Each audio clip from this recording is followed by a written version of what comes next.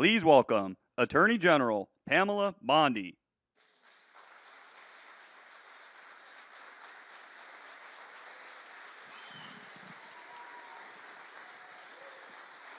Hi, please be seated. Welcome to the Department of Justice. And I love our team. Todd Blanche, Emil Bovey, Kash Patel, soon to be Terry Cole, Gadi Saralta. Thank you all. We are going to fight to keep America safe again.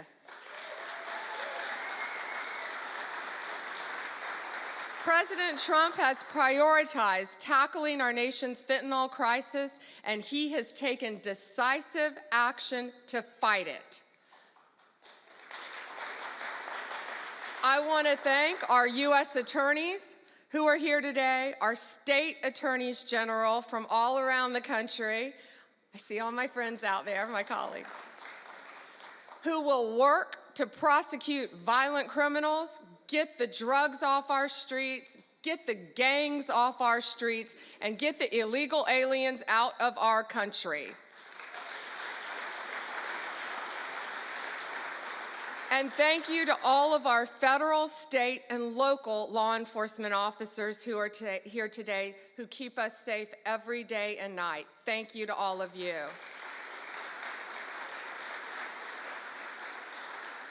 Today we have with us one of the most effective drug-seizing teams in the entire country. I said I wish I told them earlier, take them and put them in every major city in the country. Since January, they have saved millions of lives taking drugs and illegal weapons off the streets of Boston. And Todd, they asked us for more U.S. attorneys. I told them we're on it. Could you all please stand? This is Boston's DEA strike team. Thank you all.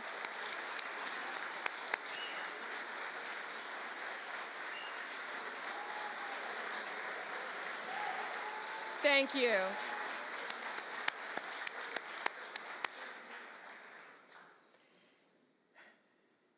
We also have two angel moms here today.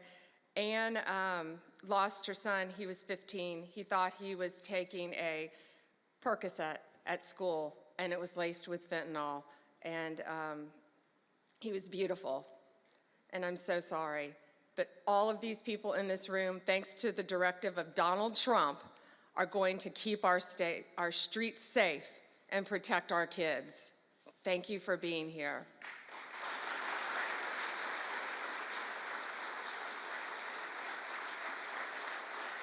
And Tammy's beautiful daughter, Kayla, was murdered violently by an illegal alien from El Salvador who should not have been in our country. And thanks to Donald Trump, they will all be deported very soon, thanks to his work, Homeland Security, and I say the unsung hero, Stephen Miller.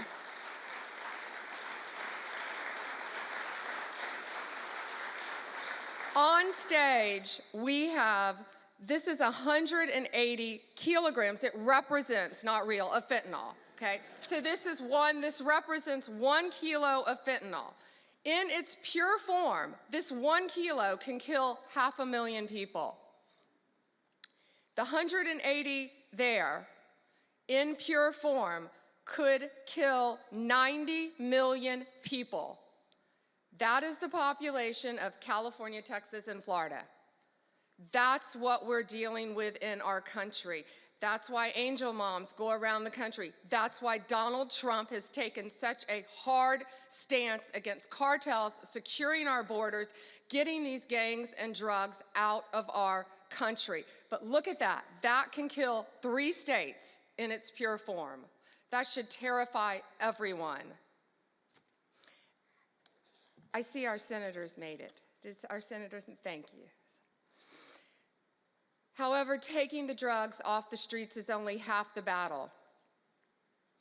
President Trump has secured our borders and will continue to fight the cartels throughout this country, deport them all, or lock them up for the rest of their lives, thanks to our prosecutors around this country where they belong.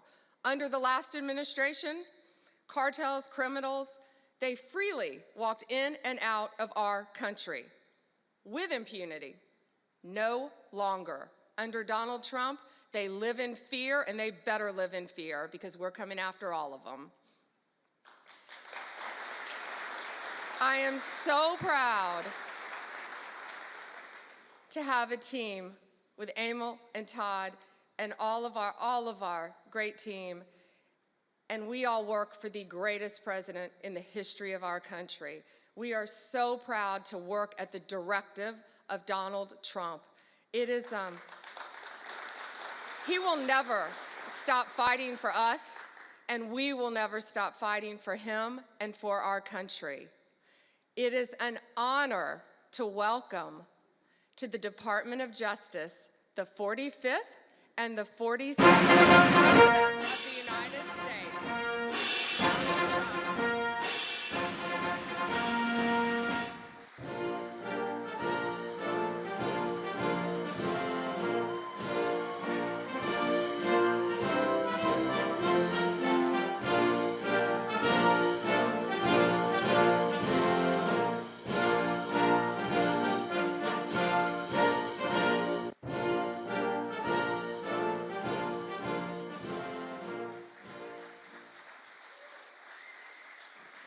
Well, thank you very much. Thank you. Thank you, Pam, very much. What a job you're doing. And it's a true honor to be with you today. This is a storied hall, if there ever was one. And based on the crowd, I think we broke the all-time record. But as we begin a proud new chapter in the chronicles of American justice, this really is something. We're turning the page on 4 long years of corruption, weaponization, and surrender to violent criminals, and we're restoring fair, equal, and impartial justice under the constitutional rule of law. And you're the people that are doing it. Very, very proud of all of you. Under the Trump administration, the DOJ and the FBI will once again become the premier crime-fighting agencies on the face of the earth. People ask me, what am I going to do about law enforcement all the time? The fake news back there, they're asking me that all the time. What am I going to do? And when are you going to do it? And I answer them by saying I've already done most of it by appointing the people that I've appointed. They're sitting right here. They've done most of it. I don't do it, they do it. Right, Pam? I think, oh, you are so tough, they just don't know yet. Let me begin by congratulating the incredible people who will lead these historic reforms. And we start with somebody that you just saw, Pam Bondi. She's extraordinary, and I've known her very well for a long time.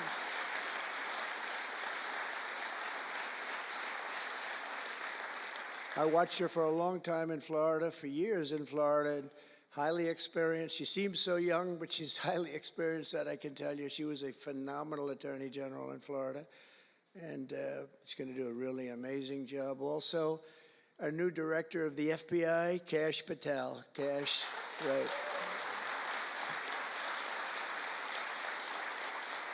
A man that I'm very proud of. I've known him and Emil for a long time under tremendous pressure. I saw these guys under some of the most corrupt judges it's not even imaginable how corrupt they were. And these guys never wilted. They were not shy. They fought. They weren't afraid. And they were brilliant. Deputy Attorney General Todd Blanche and Principal Associate Deputy Attorney Emil Beauvais. And thank you both very much. Right. Great people. They're great people. The Chief of Staff, who's so highly respected, Chad Mizell. Thank you, Chad. Chad? Thank you, Chad. Our next administrator of the DEA, Terry Cole. Terry? Thank you, Terry. Good luck. Going to do great. Senior counsel to the Assistant Attorney General for Civil Rights. Boy, I've been watching him on television last couple of weeks. He is really a tough one, and he's a great one. Leo Terrell, you watch how good he's going to be. He's going to be so good. Thank you, Leo. Great guy. Assistant Attorney General of the Antitrust Division, who's got an incredible reputation. She'll do very, very well. Gail Slater. Thank you, Gail. Good luck. Great job. And we're joined by many, many great friends and terrific friends, and I won't be able to, too many to name, but some that I just see very quickly. General Flynn, thank you for being here. There's a man who went through hell, by the way, and he shouldn't have. He's a patriot. He went through hell. We're also pleased to be joined by Senator Chuck Grassley and House Majority Whip. Where's Chuck? Hi, Chuck. House Majority Whip Tom Emmer. Tom, great job you're doing. Representative Guy Reschenthaler, one of the toughest names to say, but I got it perfectly, I think. And State Attorney General Ken Paxton, thank you very much. Thank you very much. Somebody who was with us early on, and she's really become a big star and very popular, Brenna Bird. Thank you, Brenna. Thank you very much. Steve Marshall, Alan Wilson, James Othermeyer, Chris Carr, Dave Sunday, Marty Jackley, as well as White House Deputy Chief of Staff, Stephen Miller. What a man Stephen is. Become a big star. Right, Emil?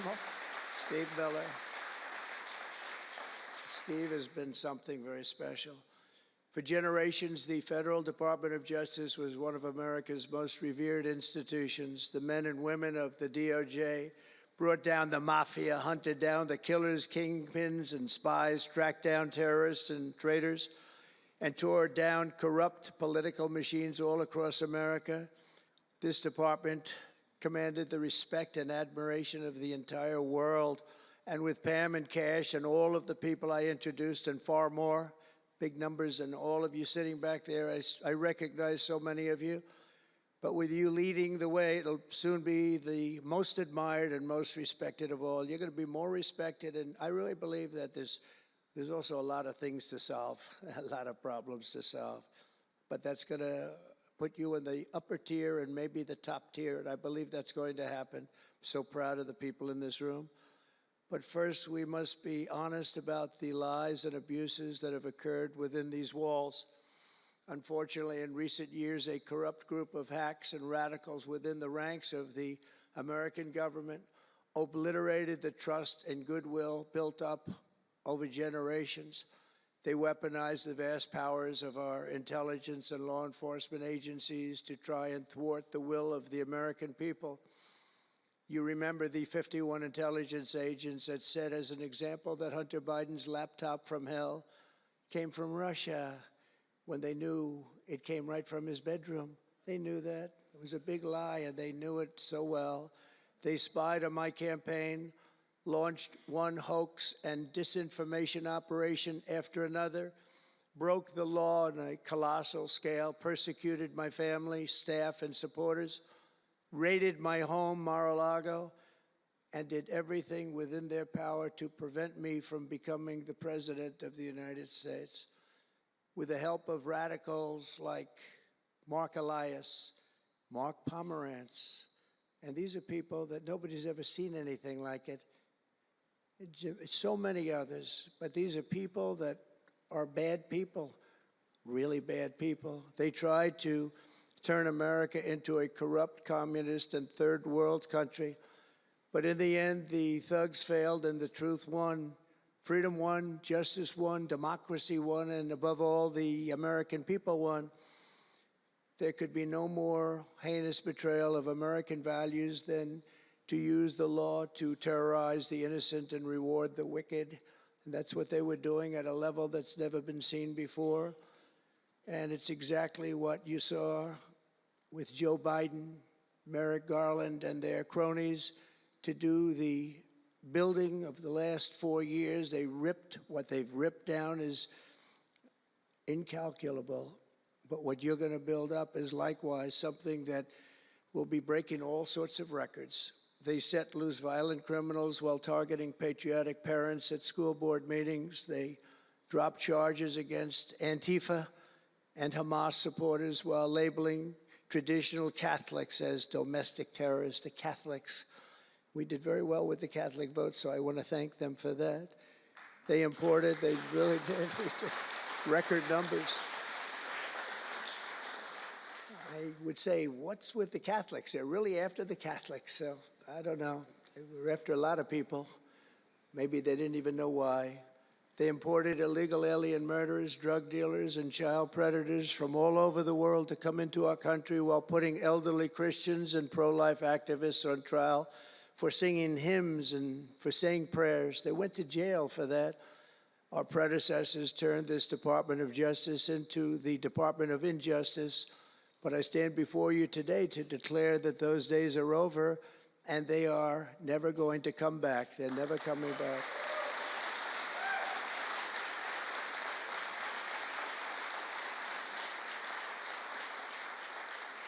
So now, as the chief law enforcement officer in our country, I will insist upon and demand full and complete accountability for the wrongs and abuses that have occurred. The American people have given us a mandate like few people thought possible. We won every single swing state. We won the popular vote by millions and millions of people. We won districts, 2,750. Think of that, 2,750 districts compared to 505. So we won it at levels that have, I don't believe, ever seen before. That's the one where you see the map of the United States and it's all red. Red for Republican, not for communist. Red for Republican. They would like it to turn red for communist, but it didn't work out that way. The American people have given us a mandate and really a far-reaching investigation is what they are demanding into the corruption of our system. And that's exactly, I'm sure, what Pam and Cash and everyone else mentioned here and not mentioned is going to be doing. We will expel the rogue actors and corrupt forces from our government. We will expose and very much expose their egregious crimes and severe misconduct, of which was levels you've never seen anything like it. It's going to be legendary. It's going to also be legendary for the people that are able to seek it out and bring justice. We will restore the scales of justice in America, and we will ensure that such abuses never happen again in our country. And that's why on day one I signed an executive order banning all government censorship and directing the removal of every bureaucrat who conspired to attack free speech and many other things and values in America. My administration stripped the security clearances of the disgraced intelligence agents who lied about Hunter Biden's laptop from hell. We revoked the clearances of deranged Jack Smith, Alvin Bragg, Letitia James, and the crooked law firms that aided their partisan persecutions. And I went through it. These are state and city courts, and the corruption is unbelievable. We also terminated the clearances of the Biden crime family and Joe Biden himself. He didn't deserve it. In fact, he was essentially found guilty, but they said he was incompetent, and therefore let's not find him guilty, I guess. Nobody knows what that ruling was, but I didn't want any part of it. I think I would have rather been found guilty than what they found with him. They said he didn't know what the hell he was doing, and therefore he's let him go. I said, you know, I'd rather be convicted, Pam, I think, than that. That was not good. I said, please convict me, don't say that. I pardoned hundreds of political prisoners who had been grossly mistreated. We removed the senior FBI officials who misdirected resources to send SWAT teams after grandmothers and J6 hostages. And it was a great honor for me to fire, I will tell you this, a great honor to fire James Comey. A great, great honor. That was nothing, there was no better day.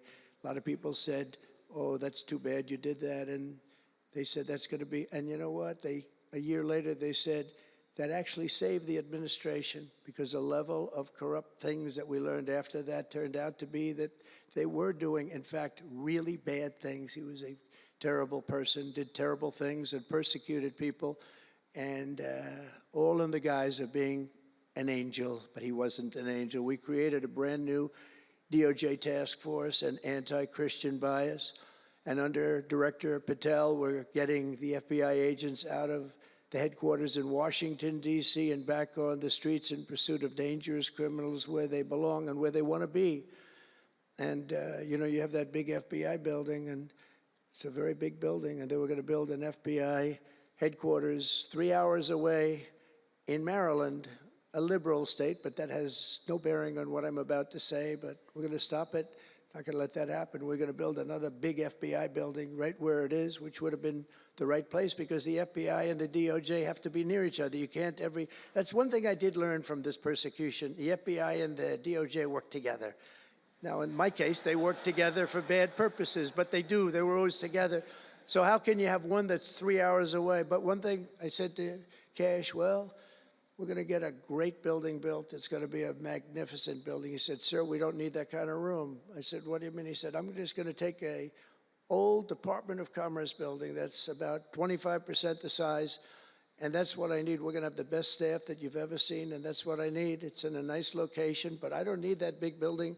Why don't you just sell the site to somebody, and we're going to be very happy. And they want to have far fewer people, but we also want to have them in D.C., and if for no other reason, we like having law enforcement walking the streets of our capital, because when the bad guys are out there and they see there's an FBI agent, that's the ultimate in law enforcement, and they're not going to be acting so bad. We're cleaning up our city. We're cleaning up this great capital, and we're not going to have crime, and we're not going to stand for crime, and we're going to take the graffiti down, and we're already taking the tents down, and we're working with the administration, and if the administration can't do the job, we're going to have to take it back and run it through the federal government. But we hope the administration is going to be able. So far, they've been doing very well. The mayor's been doing a good job. We said there are tents galore right opposite the State Department. They have to come down, and they took them down right away. And so far, so good. But we want to have a capital that can be the talk of the world. When Prime Minister Modi of India, when the President of France, and all of these people, the head of Prime Minister of United Kingdom, they all came to see me over the last week and a half. And when they come in, I had the route run. I didn't want to have them see tents. I didn't want to have them see graffiti. I didn't want to have them see broken barriers and potholes in the roads, and we had it looking beautiful.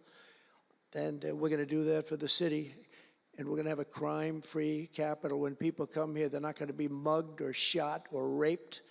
They're going to have a crime-free capital again. It's going to be cleaner and better and safer than it ever was, and it's not going to take us too long. There's a new phenomena that is taking place with these violent, vicious lawyers that we have all over. They play the ref. You know what playing the ref is? Like the great Bobby Knight basketball coach. He'd scream and scream at the ref. He'd scream. I watched it. By the way, I love Bobby Knight because he endorsed me.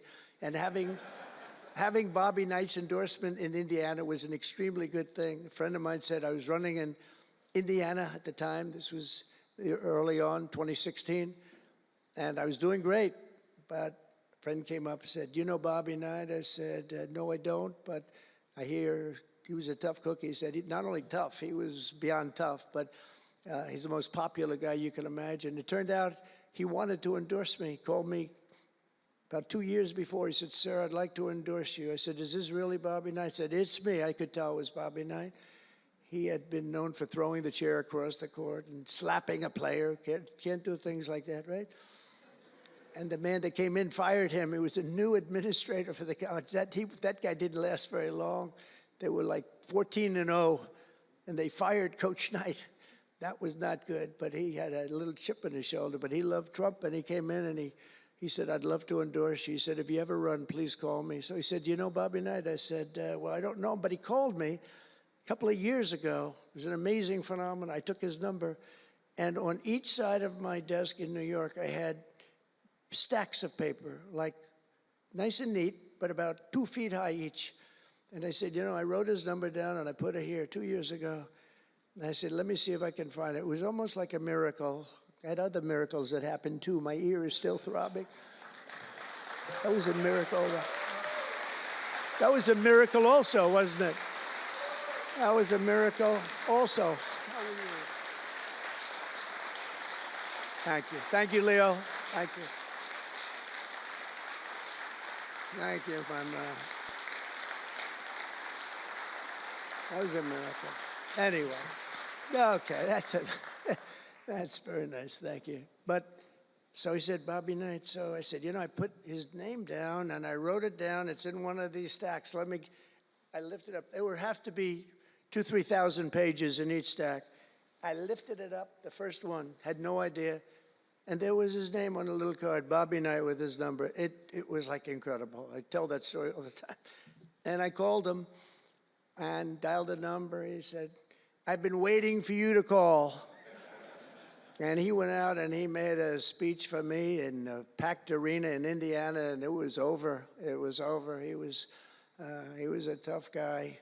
He actually went a little far, you know. If you remember, he made a great speech because he was actually a motivational type guy, to put it mildly. But he left the stage, and then I'm talking, and he walks back onto the stage. I said, "Uh-oh, this is trouble. Why is he coming back?" He was a big guy too. Why is he coming back? He said, "May I say a few more words?" I said, "Yeah, go ahead, Bobby, say a few more words." A little different. And he said, "And let me tell you something about this guy, Trump. This guy, if he has to, will use the nuclear weapons that we have. He will use he has no fear. He's going to use, and that's the kind of guy." And he walked off the stage. I said, I think I'm in big trouble, Pam." That was not good, but it worked out okay. In the meantime, we won the state in a landslide, and it was great, and it was just an amazing period of time. But this is the most amazing period of time. I think this is more amazing. What's taken place is more amazing. I think it's more consequential, and if we do the job, you know, one of the big media outlets said what we did was the most consequential election in the last 129 years. Well, if we do the job that we're all capable of doing, I think it's going to prove to be that and then some, and that's what we want to do. We have a real big shot at making this country so great, so great. What happened to our country was so sad. What they've done in 4 years to our country with the borders, with Afghanistan, the most embarrassing period of time, allowing the Russian situation, it was never going to happen, with Ukraine. Allowing October 7th to happen would have never happened, because under me, Iran was totally broke. They had no money. They weren't giving any money to Hamas or Hezbollah. It was totally broke. But allowing inflation, look at what inflation's done to people, been so devastating. And now you see that, by the way, price of eggs is down 35% in the last week and a half. We're doing a good job. Brooke is doing a good job. Brooke Rollins and everybody. And inflation's down, interest rates are down, gasoline has come down to a level that we haven't seen in a long time. All things that we wanted to do, because then everything else is going to be coming down. We want it to come down. We want bacon to come down, and groceries, a term I used to use. It's sort of an old-fashioned term, but I used to use it on the campaign trail, those last 90 perfect, beautiful days. We just hit it. And I want to thank Susie. You have done a great job, Susie Wiles. Great job, Susie. A big magazine just named her the most powerful woman in the world, and that's okay with me. She is the most powerful woman. You think about it, John, right? The most powerful woman in the world, but she's great. And we had a great 90 days. It was a perfect 90 days, and it was a great result, but we want to put that result to good use by doing a phenomenal job. And I want to tell you that Todd and Emil know this very well. We had an amazing judge in Florida, and her name is Eileen Cannon, and I didn't know her.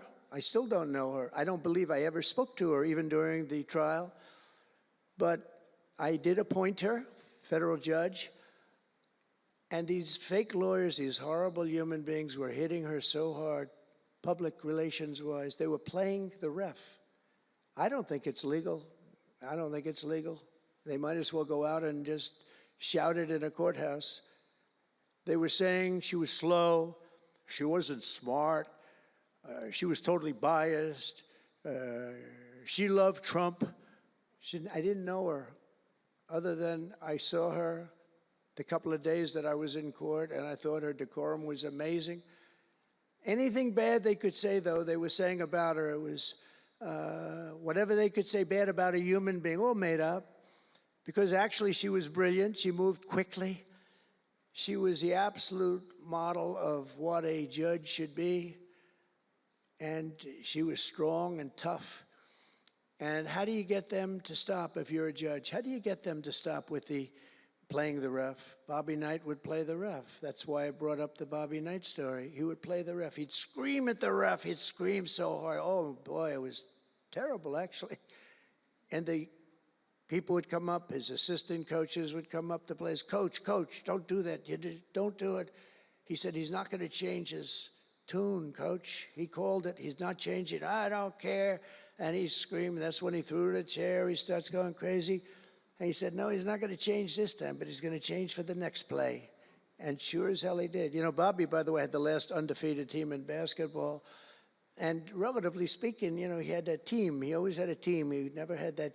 Well, he had a couple of great players, obviously, some top NBA players, but very few relatively. He had a team, but he won the national championship 3 times. But he had the last undefeated team in basketball. And he would play the ref, and he would scream at him. He knew exactly what he was doing. They're doing the same thing. He said, no, he's not going to change now, but he's going to change for the next one. That's what he wanted to do. He wanted to scare the hell. They wanted to scare the hell out of the judges, and they do it. And how do you stop it if you're a judge? Because you want to go home, you have a family, you have children, and the New York Times will write whatever these people say, and the Washington Post, and the Wall Street Journal, and MSDNC, and the fake news CNN, and ABC, CBS, and NBC, and they'll write whatever they say. And what do you do to get rid of it? You convict Trump. All you have to do is be really tough on him and ultimately convict him, and they leave you alone. It's totally illegal what they do. I just hope you can all watch for it, but it's totally illegal. And it was so unfair what they were doing to her. But they do it all the time with judges. But in her case, she was very courageous, and it only made her angry. Wouldn't you say? It just made her angry. She didn't like it. A lot of them say, oh, please don't say that about me. My family, what's my husband going to say? What's my wife going to say, or my kids? Please don't say that. And it had absolutely no impact on her. In the case against me, which was a case, I will not use a bad word. I promised my wife I would never use a bad word, so just a little bad. The case against me was bullshit. And she correctly dismissed it. She correctly. Look at Emil, he's looking. He said, that's interesting. But these 2 guys were warriors. You got a warrior here. You got 2 warriors, I can tell you that. You got a whole bunch of them.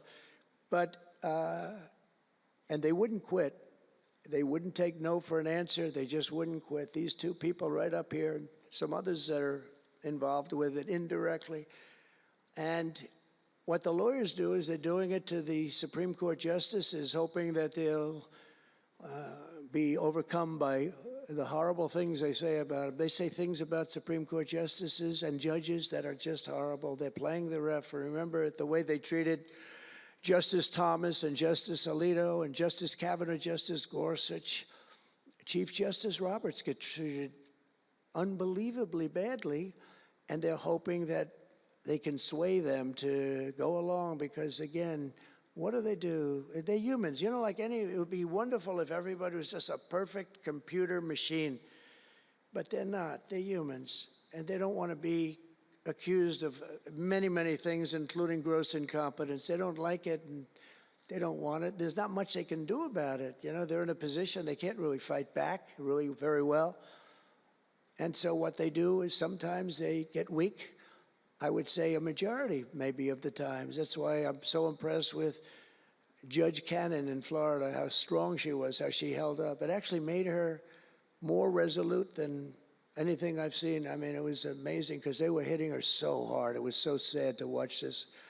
But it's sad what they do to other judges. It's very sad what they do to the Supreme Court. And a lot of the judges that I had, if you look at them, they take tremendous abuse in the New York Times and the Washington Post, all of the different networks. They take such abuse. And honestly, very simply, they're afraid of bad publicity. They don't want bad publicity. And it's truly interference, in my opinion, and it should be illegal, and it probably is illegal in some form. There's no difference than speaking to a judge or shouting to a judge or doing whatever you have to do in a courthouse. They're doing it behind the back. They're usually doing it anonymously. They're saying anonymously, off the record, the judge is no good, but everybody knows where it's coming from. And it's totally coordinated. It's a campaign, and it's by the same scum that you have been dealing with for years, like guys like Andrew Weissman, deranged Jack Smith. There's a guy named Norm Eisen. I don't even know what he looks like. His name is Norm Eisen of Crew. He's been after me for 9 years. Now, Crew is a charitable organization. And the reason I'm saying this, Todd, is I'm only going to get one chance to say this. But these are bad people. I don't know who he is. I don't know what he looks like. But everything I read is Norm Eisen of Crew. And Crew is a charitable organization. And that's a political thing. His sole life is to get Donald Trump. And he's been vicious and violent, and he's trying, and he probably had pretty good success over the years. But with me, how did he do? I think I'm president. Am I here because I'm president? But we had to take all of that abuse. Even during the trials, we had to take tremendous abuse. Like, these wonderful guys, they're not legitimate people. They're horrible people. They're scum. And you have to know that. And you're going to have these cases where you can't allow yourselves to be deflected. You just can't let it happen. You have such a higher calling. And I believe that CNN and MSDNC, who literally write 97.6% bad about me, are political arms of the Democrat Party. And in my opinion, they're really corrupt and they're illegal. What they do is illegal. It makes no difference how big a victory I had. I can have the biggest victory in history. It makes no difference what kind of a failure the other side has. These people are going to go after me. And I said it during the big speech on Tuesday night. I said about Democrats, and I don't like that. I have great respect, by the way, for what Schumer did today. He went out and he said that I'm going to have to vote with the Republicans because it's the right thing to do. I couldn't believe what I heard. But, I think he's going to get some credit for it. I think. Let's see what happens tonight with the big vote as it comes. But these networks and these newspapers are really no different than a highly paid political operative. And it has to stop. It has to be illegal. It's influencing judges, and it's really changing law, and it just cannot be legal. I don't believe it's legal. And they do it in total coordination with each other. And everything we do, we're restoring law, restoring order, and restoring public safety in America. That's what we want to do. And we're bringing honor and integrity and accountability back to the highest levels of the FBI, DOJ, and throughout our government.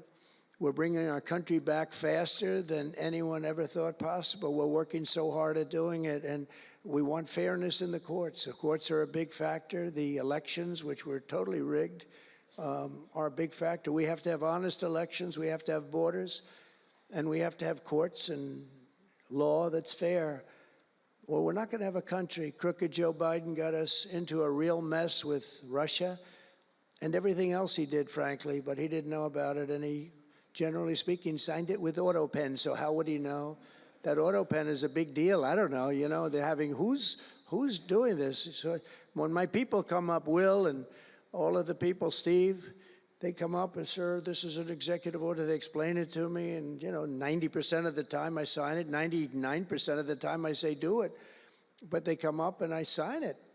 But you don't use auto pen. It's number one, it's disrespectful to the office. Number two, maybe it's not even valid because.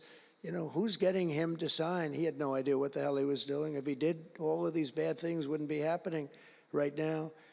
But we're going to get you back into a great position, and we've already started. They say that we had the most successful first month of presidency. It's not a long time, but it's still a lot. It's like if you're a golfer, sinking a 3-foot putt on the first hole gives you confidence to sink something on the second hole. But if you miss that first putt, you don't like to have the putt on the second hole and the third hole. It could be a very bad experience. It's nice to get that first month, and now we have more than a month. Now we have a month and a half, and it's going really, really well. I can tell you as a little secret, although the cameras are blazing back there, so it's not that much. But I think we're doing well, as you have been hearing about Ukraine. I think we're doing now well with Russia. We're speaking with President Putin. We want to get the war over.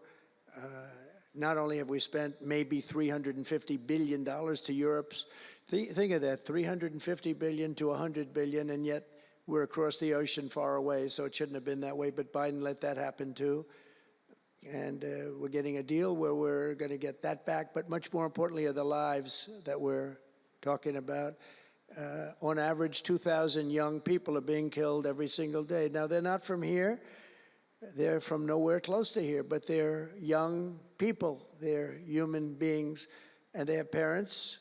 They have sisters and brothers, the mothers and fathers, the friends and the families and the towns where they grew up. And they're losing, on average, 2,000, even 2,500 a week. And I want to get it stopped. And we've had some very good calls today with Russia and with Ukraine. They've agreed for a ceasefire if we can get it with Russia. And it's not easy. It's a tough one. But I think we're doing it. And as the Secretary General said yesterday of NATO, a terrific guy, he said without Trump, we wouldn't be talking about it. It would just go on for years, and millions of people have been killed, but millions more people would be killed. And he said it was a great honor. Without me, it would just keep going on. We're looking for the ceasefire now with Russia, and we've had some very good talks about it. We've had some very good responses. And I can tell you that there was a case where there would have been no war if I were president, and it's just 100% would not have happened, would never have happened. I used to speak to President Putin a lot about it. I said, don't do it. Don't do it. I won't tell you what the consequence was. I won't tell you what he said. But if he believed even 5% of what I said, then he would say, I'm not going to do it. And I think he did. But we had a good relationship, and we had a professional relationship, and his respect for this country. And I think we've had some very good results. So, you know, I haven't been able to say that to anybody else. I haven't wanted to say it until just before I came here. I got some pretty good news. So, but we have to see what happens. It's still a long way to go. The fighting is unbelievable. Russia has a large group of Ukrainian soldiers, as we speak, surrounded and in grave danger. They've been able to surround them. They're in grave danger. Biden should have never let this war happen. First of all, you don't want to pick on somebody that's a lot larger than you, even with the money. There's a lot of money that we gave them and a lot of equipment. We make the best military equipment in the world, but even with all of that, it's unbelievable. Right now, you have a lot of Ukrainian soldiers that are encircled and in grave danger, and I've asked them not to kill those soldiers, please, not to kill those soldiers. We don't want them killed. It's such a shame to see what's happened. A thing like that would have never happened. Inflation would have never happened. October 7th would have never happened. Israel, Iran had no money. They were totally broke. Think of it. They had no money to give to anybody. They were totally broke. And within a short period of time, as soon as Biden came in, he took out all the sanctions. In China and everybody else that wasn't buying oil from Iran was buying it at levels that they never spent before. And it was a sad thing. And if you look at Afghanistan, that was probably what got Putin started, because when he looked at how horribly we looked, I think the most embarrassing day, not that we got out because we were getting out. I would have been out faster than them. I was the one that got it down to the right level. But we would have kept Bagram, the big Air Force base. We would have kept it. Right now, China occupies Bagram. And the reason we would have kept it is because they were 1 hour away from where China has and builds its nuclear missiles and weapons. And they gave that up. At the dark of night, they left the lights on, and They left the dogs behind, by the way. A lot of people say, what about all the dogs? They had a lot of dogs, and they left the dogs behind. And what a shame, what a shame. The way we got out, I think it was the most humiliating time in the history of our country. The way it happened, not that we were getting out, because we wanted to get out, but we would have gotten out with dignity and strength. And what a difference a rigged and crooked election had on our country when you think about it. And the people who did this to us should go to jail. They should go to jail. So I just want to say God bless America, because we have to say God bless. We're lucky we're still here, frankly. And this whole thing could lead, I think we have it. But this could lead to World War III very easily. Could very easily lead to World War III, but I think we're in pretty good shape. A lot better than we were before we got involved, that I can tell you. That was heading into World War III territory, and that would have been a war like no other because of nuclear weapons and other types of weapons that people you don't even want to know about. But as many of you do know, well, we're focused on persecuting, and these people were really focused on persecuting Republicans. The last administration presided over the worst increase in violent crime in our country in many, many decades. We had levels of violence and crime, and a lot of it had to do with the illegal immigrants that came in. Remember when I used to complain about it? Because I knew how tough they were, how mean they were. And they said, no, people that come into our country are all wonderful people. No, they're not wonderful. These are stone cold killers. These are killers they make our killers look nice by comparison. They make our killers look nice. These are rough, tough people with the tattoos all over their face. Historically speaking, I don't want to discriminate against anybody, but historically speaking, they're not going to be the head of any major bank that we know of. These are rough people. These are rough killer people, and they allowed them in by the millions. In major cities like New York, Chicago, and Washington, mothers can't walk their children to the park without fear of being shot or killed or raped or anything. Women can't ride the subway without worrying that a hoodlum will shove them onto the train tracks. In New York, it's happened twice in the last couple of weeks. They're standing there, a perfect Wall Street gentleman in one case, and another person who was a worker, good worker, electrician, gets pushed into a train going 45 miles an hour just prior to the train, not stopping, going to go through that. I know the stations very well. I used to take the subway. I used to feel safe. When I was young, my parents would drop me off at the subway. I'd take the subway to my school. Can you believe it? Today, they wouldn't be doing that. And we want to get a country back maybe where you can do that again, Pam. But it's so sad to see what's taking place. Under the Biden regime, average monthly homicides increased by 14%.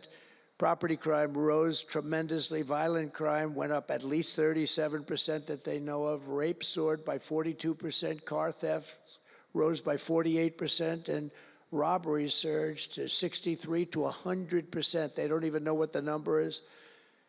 And I have no higher mission as President of the United States than to end this killing and stop this law-breaking and to making America safe again. And that's what you're all about in this room. We want to protect Americans, and we protect everybody that's in our country, American or not American. We want to have a safe and proud country. We're joined today by dozens of police officers, sheriffs and sheriff's deputies from all across the country. My message to these law enforcement heroes is simple. With me in the White House, you once again have a president who will always have your back, will always have your back.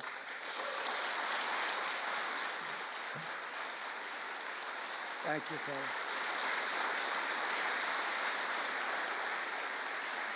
Thank you.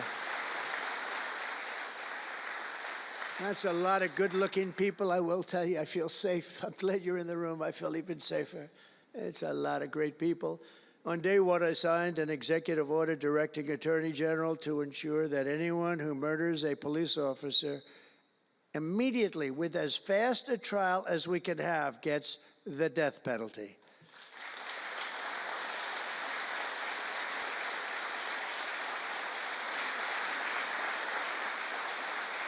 And last month, I fired all the radical left pro-crime U.S. attorneys appointed by Joe Biden. There were so many that were bad, and I know there were some that were probably very good, but there were so many that were so bad and so evil, so corrupt.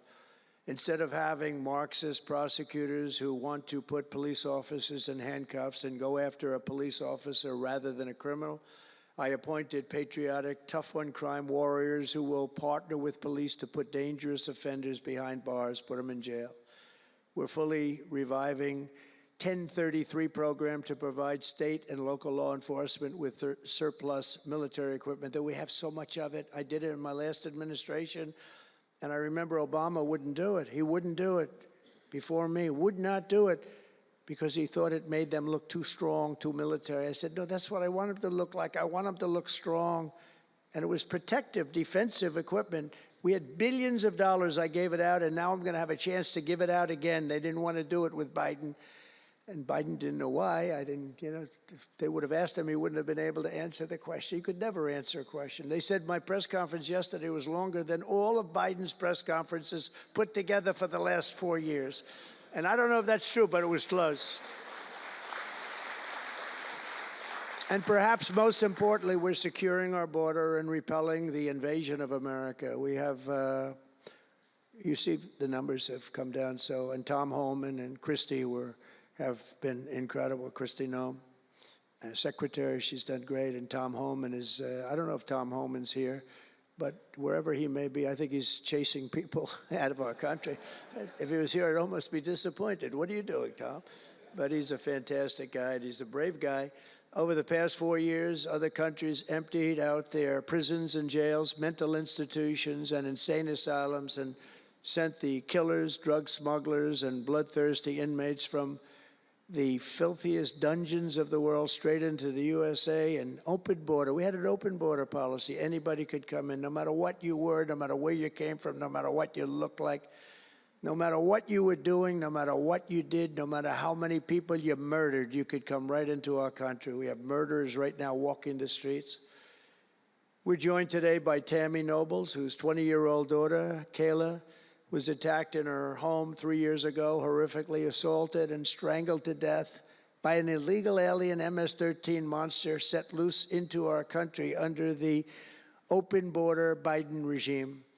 Kayla was one of countless American victims ripped away from their families by the open border policies of that administration. And we're also joined by Kayla's stepfather, Jeremiah, and several other courageous angel families here today. And I'd love you to all just stand up and take a bow, because you are incredible people. Please. Thank you.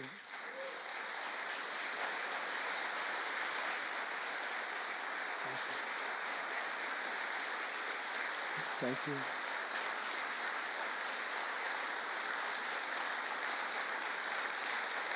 Thank you very much. Thank you. But I want you to know that we are working every day to expel these savages from our country and ensure that what happened to your loved ones will never happen again. So their legacy is going to be a great one. Thank you all very much. We appreciate it. On day one of my administration, I declared a national emergency on our southern border. In our first full month in office, we achieved the lowest level of illegal border crossings ever recorded, okay? Even lower than 4 years ago. For years, Democrats and the media kept saying that we needed new legislation. We had to have new legislation. We needed it immediately, and I never had legislation. I had the best border in the history of our country for almost 4 years. And by the time I got out, we had the lowest numbers ever. My favorite chart of all time was brought down that day. And on that chart said we had the lowest numbers ever. But it turned out that we really didn't need new legislation. All you needed was a new president.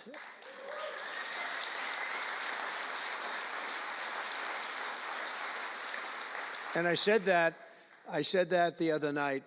That's all you needed was a new president saying, close the borders, because the Border Patrol is unbelievable, ICE is unbelievable, and all of our law enforcement is just incredible. All of you guys are amazing, and the people of our country respect you and they love you, and a lot of times you don't hear that because you have to listen to the fake news back there, but They have great respect for you, so I just want you to know that. And you know, that includes our fire departments, too. They don't get spoken about enough. You know, they go into some of the areas I read where they're shooting them off ladders. Can you believe it? They go up to put out a fire, Leo, and they go and they shoot them off a ladder. It's just unbelievable. These firemen and women are incredible. So I want to put them in the same category because they're just incredible. I also like that the fact they voted for me like at 94%. So I have to mention them. I have no choice, right? But the truth is they're phenomenal people. The law enforcement, fire, everybody, they're phenomenal. Basically first responders, because that's what they are. They're first responders. And we're ending the migrant occupation of America. And what we're doing now is we're liberating our cities and our suburbs and our towns. And you see a big difference. I'm getting calls all the time from even leaders of other countries saying, sir, the whole world feels liberated now. It feels like there's a light over America, but there's a light over the whole world. I hear that so much. It's so nice to hear, too. And I feel it. I mean, I feel it. I look at it. I see the polls. I don't know if the polls are right, but they're certainly very good. I'll take them right now. It's amazing, amazing what's taken place in such a short period of time, really 6 weeks, but it's longer than that. It's really November 5th. I think that hopefully will go down, if you do your job great, it'll go down as the most important day, one of them at least in the history of our country. You know, July 4th was pretty, 1776, it was pretty important too. But let's see if we can top it. Can we top it? I don't know. That's a tough one, but we're going to try. But it will be one of the most important days in the history of our country. So I think, and I think everybody in this room wants that to happen. Last month, we officially designated MS-13 and Tren de Aragua. That's the Venezuelan gang, the toughest gang, they say, in the world, and the Mexican drug cartels as foreign terrorist organizations. That's a big deal. Nobody wanted to do that in the past.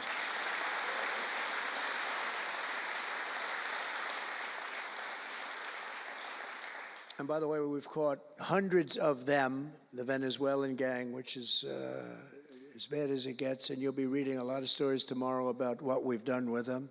And you'll be very impressed. And you'll feel a lot safer, too, because they are a vicious group. They went into Colorado. They took over areas of Colorado.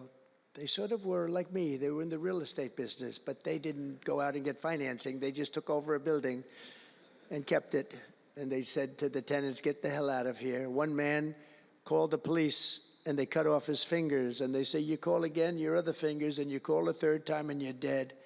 These are tough people and bad people, and we're getting them out of our country. And some are so bad, we don't want to get them out. We have to put them in jail because we don't want to even take a chance that they can come back.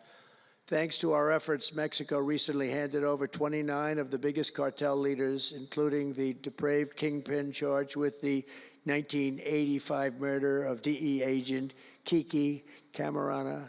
And that was a big deal, if you know. They've been looking for this person for years, many years, and we got him. This evil killer will be now prosecuted to the fullest extent of the law. And we know that, well, it's, let's put it this way, I have to be nice. It's a very strong case. We're stopping the criminals pouring across our borders at record levels, and we're also stopping the massive quantities of deadly drugs. In 2023 alone, drug overdoses killed more Americans in 12 months than they did during the entire decade between 1980 and 1990, so 10 times more, but it's much higher than that.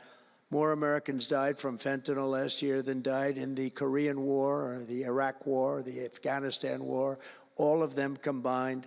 That's why I've placed large tariffs on Mexico, Canada, and China, and they will remain in place until these deadly poisons stop pouring into our country. And I will tell you, as soon as I put on the tariffs on Mexico, Canada, and China, unbelievable results have been seen in the last few weeks.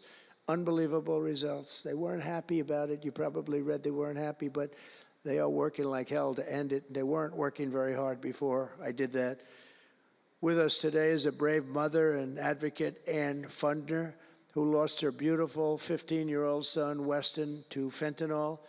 And Ann, if you would, I'd like to ask you to come up and say a few words, please. Thank you.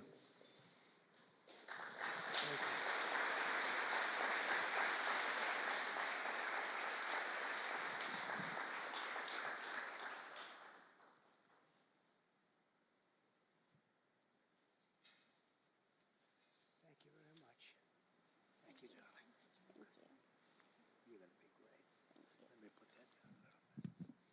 Thank you.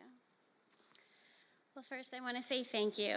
I think this is the biggest honor of my entire life, being on stage with President Trump. But I want to tell you a little bit about my son, Weston, who absolutely loved President Trump. He had a beautiful Trump 2020 flag hanging in his bedroom, and he had it on the beach one day, and we took a picture, and it became our 2020 Christmas card with the most perfect slogan for President Trump: peace on earth. What would happen in the next 4 years would be devastational to our country and our safety of our children. And in 2022, Weston lost his life, a freshman in high school at the age of 15, from a single pill that took his life. The cartels were allowed to operate on American soil and took hundreds of thousands of American lives.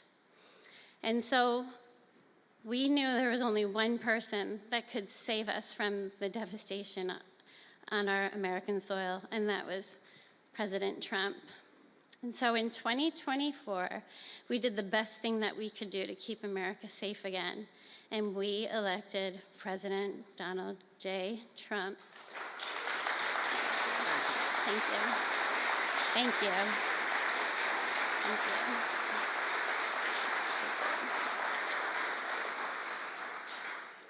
Thank you. And he's done everything that he has promised. We have a 98% decrease in border crossings. And he has labeled the terrorist cartels terrorist organizations. And he has instilled tariffs because there is no price on human life. And so I feel like I can speak for the entire fentanyl fighting community when I say thank you to President Trump, and thank you to Pam Bondi and everyone out here who is fighting this fight. God bless you. God bless you, President Trump. And God bless America. Thank you. He's up watching you. He's up there watching you. And he's so proud of Mom.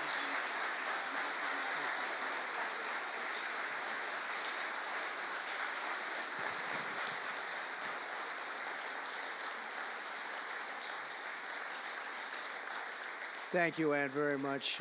Weston is, I just said to Ann, Weston is up in heaven watching his mom, and he's so proud of you. He's so proud of you. Thank you. We're also joined today by a number of other American families who have lost loved ones to fentanyl, and I'd love you to just stand up for a second, and we want to acknowledge you, and also your daughters, your sons. They're looking down on you, and they're loving you like crazy. So thank you very much. Thank you. Thank you. Thank you. This department will not rest until we have ended the fentanyl epidemic in America once and for all. In less than 2 months since I took office, the DEA and FBI have seized nearly 1 million deadly doses of fentanyl, and that's just the beginning. At my direction and working with Pam and everybody else, we've launched an all-out war on fentanyl traffickers, and it's a war that we're going to win. We're going to win this war. I spoke with the president of Mexico, very nice woman, very fine woman, and I said, let me ask you, you're sending a lot of drugs into our country. We're not liking it at all. Can't do that. But I said, is Mexico, does it have much of a drug? She said, no, we're not a consuming nation. I thought it was an interesting term. And I said, why? And which I've heard also, by the way, they're not a consuming nation. They distribute, but they don't consume. But I said, why are you not a consumer? Well, we're very close with family. I said, so we're very close with family, too. I mean, our families are being devastated, and we're just as close. Why else? She said, well, we spend a lot of money on advertising saying how bad drugs are. They're very rough ads. They show the skin falling off and the teeth falling out and going blind and losing hair and everything that these things do. You look like you just came out of a horrible concentration camp. And she said it was, they're rough ads. And it's not often that I feel I've learned something from a phone call, because I've had a lot of phone calls over my life. But I realized right then and there what a great idea that is. And We have hired, Susie, a great person who did a lot of our campaign work, and we've come up with an advertising campaign that's, I think, really incredible. More than anything else, it's terrible to watch. Terrible to watch. It's the only way it's going to work. And I would be, because we got the numbers down, 18% would have a blue ribbon committee headed by the First Lady of the United States, who everyone loves, and some of her friends. And, you know, they work so hard, but it's a tough deal. They're dealing with very smart and very vicious people. You know, some of those businesses, those cartels are run better than any business in America. They say they're run incredibly, not just here, they all over the world. They're run like a major business, but in many cases better. And I said, we got it 18% down. Well, 18% is incredible. It's like a record, but when you think of it, it's not very much. And the way you get it down, if you want to get it down to close to 100%, is with the death penalty. But I think maybe America is not ready for that. China has a death penalty. Singapore has a death penalty. Various places have the death penalty. Wherever you have the death penalty, you don't have drugs. But I just don't know if this country is ready for it. So I tell people, and it's always an option, but I don't know. I just don't know if you're ready for it, and that's okay. It's nothing you can do. But what we're going to do is we're doing this campaign, and I think we can get it down 50% with this campaign, because when people see all the horrible things that these drugs do to you, we're especially focused on fentanyl. When they see all of the horrible things that happen when you take drugs, how you look, you lose your look. Everyone's vain. They don't want to lose their look. The look is so important. And I think when they see these things, they may say, you know what, I'm going to take a pass. But there is big danger. Pam and I were talking about it before. A lot of people are taking fentanyl and not even knowing. They think they're doing something else, or maybe taking another drug, but at a much lower level. And they die. You can put on the pin, think of this, the head of a pin, fentanyl, and it's too much, and it will kill the strongest person in the room. And it's amazing. But we're going to do this campaign. It's going to be launched fairly soon, Susie. And I think it's going to have a big impact. I think if we got it down by another 30, 35 points, and I really believe we can. I think that's an incredible idea. So I thank the President of Mexico, actually. It was a call on tariffs, and we talked about drugs. And she gave me an idea that I think will be very successful, and based on what I saw, it's going to be amazing. Under our leadership, this department is once again laser focused on protecting the American people. We're defending our borders, our streets, our children, and our good, really God-given, this is God-given rights and liberties once and for all. We're going to defend our country, and we're going to defend our rights. Etched onto the walls of this building are the words English philosopher John Locke said, "Where law ends, tyranny begins." And I see that, and I saw it over the last 4 years when somebody was allowed to attack viciously with this department and the FBI his political opponent. How did that work out? Didn't work out too well, but it wasn't pleasant.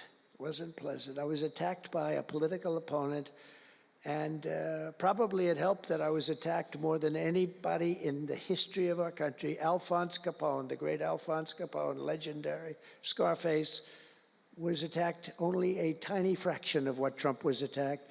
And maybe it worked out well. I don't know. If I had to give it up, I probably wouldn't, but only because I've gone through it. But I wonder what the difference would be. Maybe they helped get me elected by those margins, the big mandate that we received. But you can't go after your political opponent. Nobody's ever seen anything like it, actually. And hopefully they won't see anything like it. But now, with the return of law and order, the entire world is witnessing the triumph of American justice and American freedom. That's why we're here today, gathered with people that have love for our country. In the coming years, we will revive the storied legacy of this department, and it's happening right now. You can feel it. And rekindle the spirit of the great lawmen and legal lions of the past, Americans like Wyatt Earp, Eliot Ness, Frank Hammer, Rudy Giuliani. Rudy Giuliani had to suffer greatly, greatly. He's the greatest mayor in the history of our country. He had to suffer greatly. Ed Meese, Antonin Scalia, Robert Jackson, and Robert F. Kennedy.